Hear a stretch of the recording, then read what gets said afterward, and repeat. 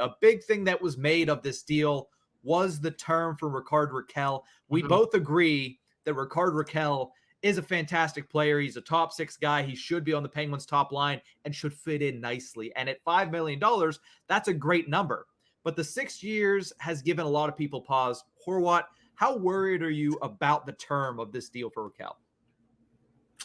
So honestly, I look at 6 and I go, that's the type of deal a 29-year-old is going to get.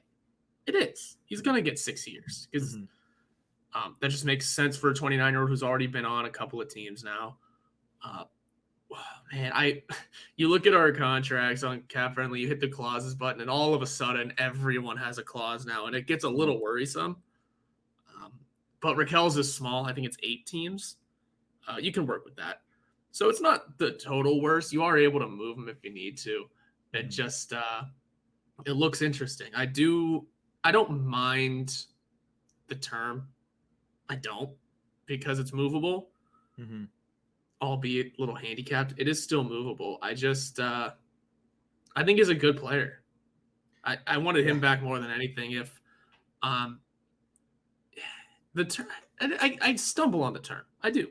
Because the longer I look at it, the longer I go, okay, he is 29 and 6 years makes so much sense for a 29-year-old across the market. Yeah. It is just a matter of he needs a bigger sample size here. He does. I would have said maybe 4 years is a good starting point. Yeah. And that extra 2 does become an issue, but we'll see what he does. It's movable, but we'll see what he does. And here's the thing. Whenever I first saw 6 years for Rickard Rakell, I said, wow, that is way too long. But then you start to think about it. No, I don't know what a 35-year-old Rickard Rakell is going to look like. Don't know what a 30-year-old Rickard Rakell is going to look like. He's only 29. He's played, what, like 20 games here? 19 in the regular season, 2 in the playoffs. So, yeah, 21 games. Wow. So when I think about it, and I think about Rickard Rakell, I'm like, okay, I don't know what he's going to look like at the age of 35. But what I do know is the NHL salary cap, by the time that contract is in its 5th and 6th year, is going to be up substantially. Yes. I know that Jack Johnson's buyout clauses will be wiped out by then. So that's another factor.